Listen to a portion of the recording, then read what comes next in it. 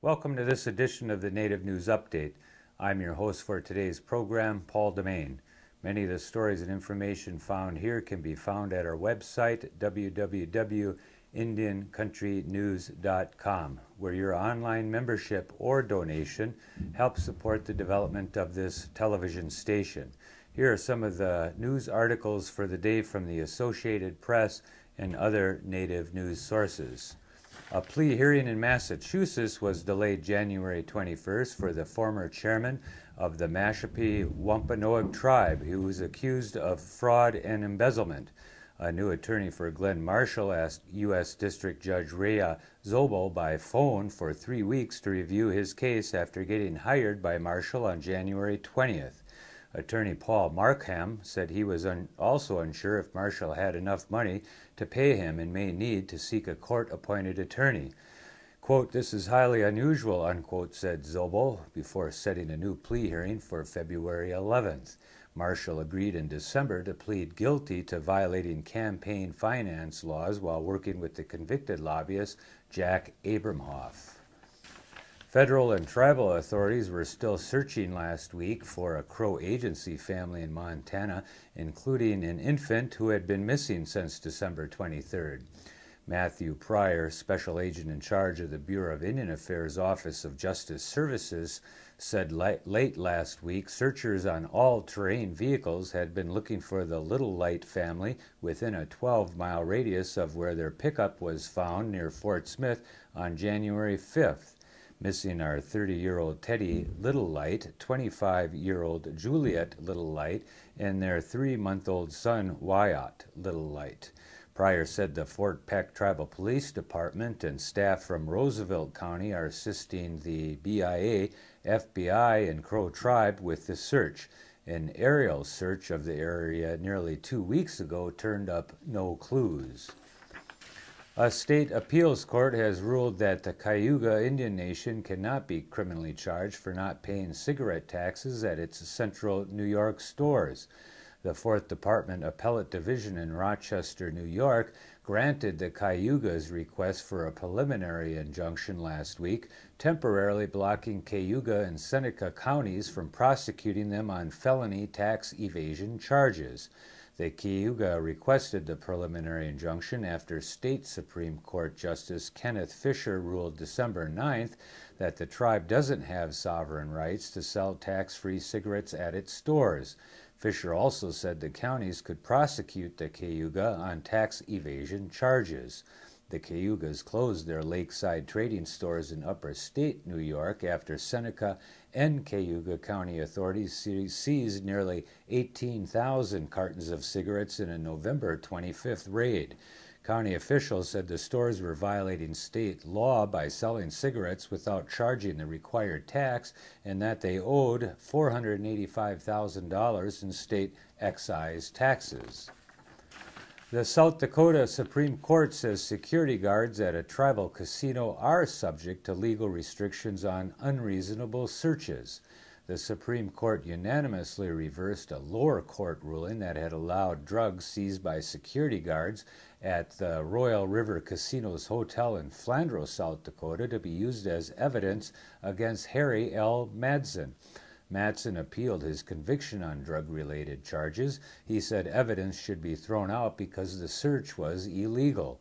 Madsen contended that the hotel security guards were agents of the tribe and subject to search and seizure restrictions contained in both the Indian Civil Rights Act and the U.S. Constitution.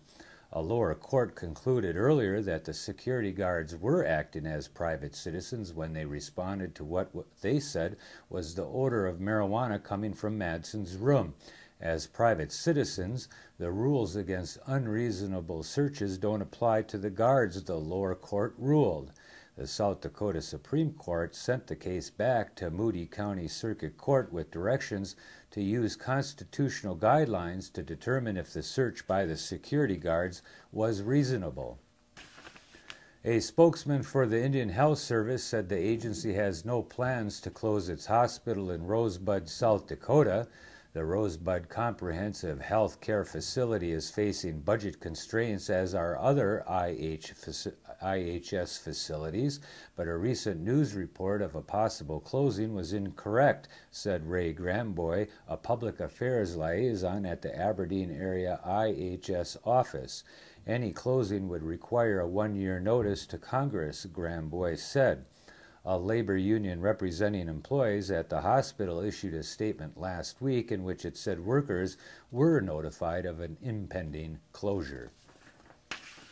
The Lac du Flambeau Chippewa Band in northern Wisconsin plans a major overhaul of its water system with the help of $1.2 million in grants from the federal government.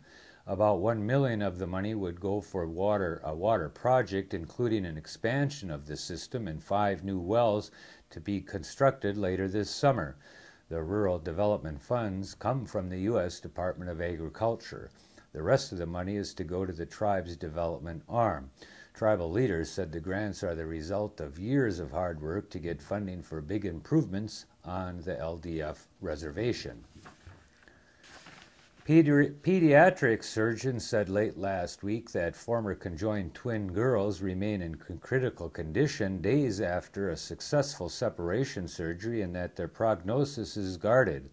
Quote, "We've got one part done, now we have to get them better," unquote, said Dr. David Tuggle of the Children's Hospital at the University of Oklahoma Medical Center. Physicians said the twins will need additional surgery within the next year, but they said there is no reason that the girls, Presley Faith Wells and Kylie Hope Wells, should not grow up to live normal lives. Their mother, 20-year-old Stevie Stewart of Calumet, was hopeful that they will be coming home soon. On the Spokane Indian Reservation, young people have to sit in their cars to hear the fading signal from a low-power community radio station some 50 miles away.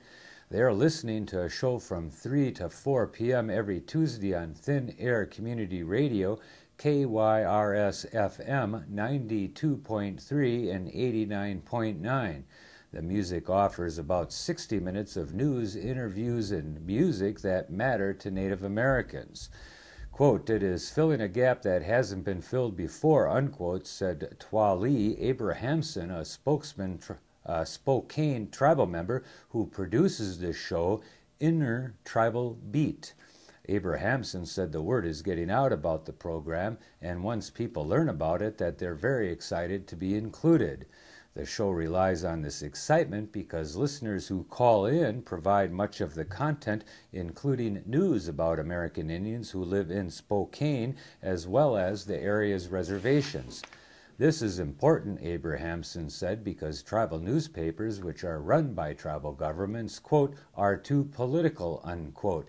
She envisions a day when reservation residents will be able to rely on expanded Native programming at KYRS as an independent news source.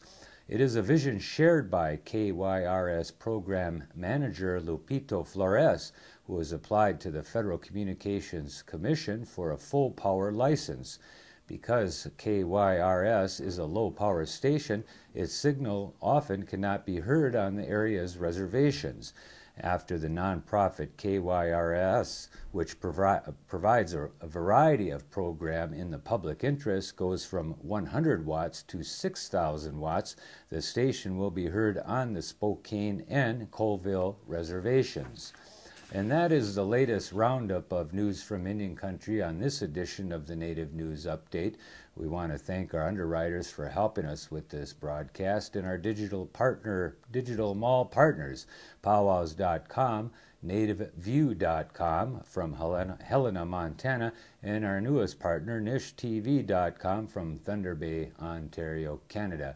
Thank you for joining us for this broadcast, and we'll see you again soon.